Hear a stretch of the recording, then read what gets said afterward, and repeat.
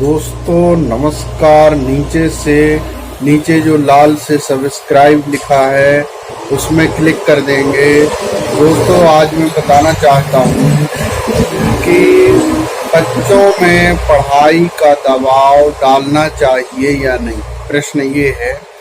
अधिकांश अभिभावक होते हैं, टीचर होते हैं, ट्यूशन पढ़ाते हैं या जो बच्चों को शिक्षा देते हैं, क्या वास्तविक रूप में यह सही है कि बच्चों को दबाव दे करके, मार के, पीट के, उनको भड़का करके शिक्षा देना उचित है या नहीं।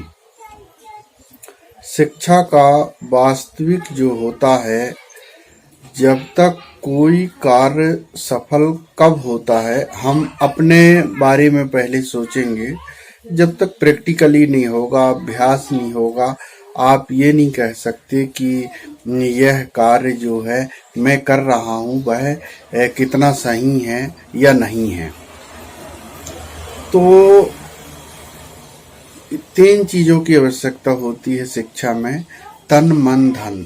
यदि शरीर स्वस्थ है, मानसिक रूप से और शारीरिक रूप से, दोनों रूप से शरीर स्वस्थ होना चाहिए, उसका बच्चे का मानसिक रूप से दबाव ना हो और शारीरिक रूप से भी दबाव ना हो, तो वह और तीसरा जो साधन है वह उसका पेन है, डायरी है, किताब है।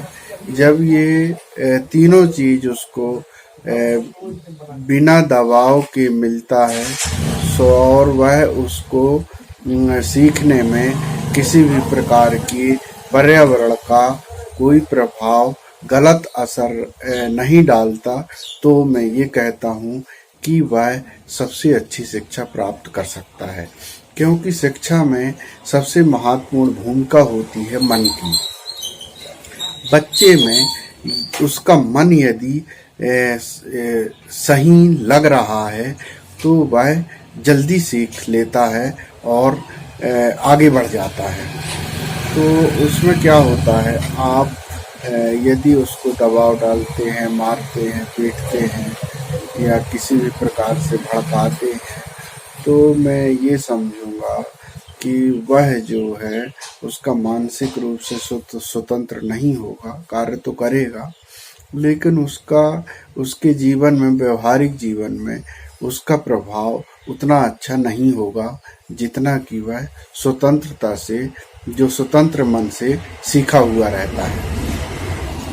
जब किसी विषय को आप बताते हैं, पढ़ाते हैं, वह शब्द है, अक्षर है, कुछ भी है, तो बच्चे को हम मानसिक रूप से कितना स्वतंत्र कर सकते हैं, उस पर मेन प्रभाव आता है कि आप बच्चे को कितने अच्छे तरह से मानसिक रूप से स्वतंत्र कर सकते हैं।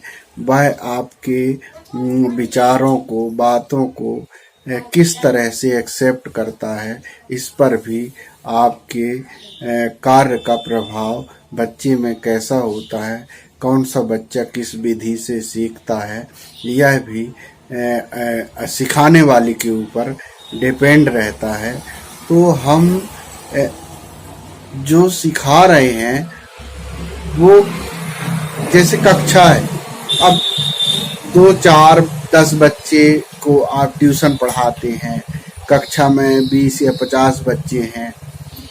आपके ऐसे कौन से विचार हैं, कौन सी ऐसी तकनीक है पढ़ाने की जिसके कारण 80% या 90% बच्चे उसको एक्सेप्ट करते हैं, समझते हैं और उनके समझ में आती है। तो मैं ये कहना चाहता हूँ कि हम कितने अच्छी तरह से पढ़ाते हैं। हाँ, लेकिन दबाव डालने का मतलब ये होता है कि कार्य को बच्चा घर पर करे और हम यदि उसको नहीं डराएंगे तो वह कार्य नहीं करेगा। लेकिन उसकी भी पद्धति होना चाहिए, मानसिक रूप से, बिना मानसिक दबाव के भी बच्चे को सिखाना और उससे गृह कार्य कराना, ये सबसे बड़ी चीज होती है। तो आप सीखने में बच्चों का डराना धमकाना, मानसिक दबाव, उसके विकास में कहीं ना कहीं थोड़ा सा अवरुद्ध होता है। लेकिन स्वतंत्र रूप से यदि सीखता है तो वह ज्यादा विकास करता है। हाँ, दूसरी चीज क्या होती है, सिखाने में और सीखने में व्यवहारिक रूप में जो शिक्षा होती है वह श्रेष्ठ शिक्षा मानी गई है। इसलिए बच्चे को जो हम सिखाते हैं वह अधिकांश जो है उसके जीवन उपयोगी हो और उसके जीवन में काम आए, ऐसी शिक्षा ही श्रेष्ठ शिक्षा कही जा सकती है। बाकी तो पढ़ाई में पास होना, सफल हो, कुछ बच्चे ऐसे होते हैं जो कम परसेंटेज लाते हैं, लेकिन उनका व्यवहारिक जीवन जो है श्रेष्ठ बच्चों से कहीं अधिक अच्छा होता है। तो हम संस्कार और व्यवहार दोनों को लेकर के बच्चे को सिखाएं, उनका मानसिक शोषण ना करें, मानसिक दबाव, मारपीट, उनको जबरदस्ती करना, ये जो है उसके विचार को कैसे बदलें मेन होता है। यदि आप बच्चे के विचार को और उसके मन को आप बदल सकते हैं, इसका मतलब बच्चा को आप जो कार्य देंगे वह करेगा। दोस्तों नमस्ते।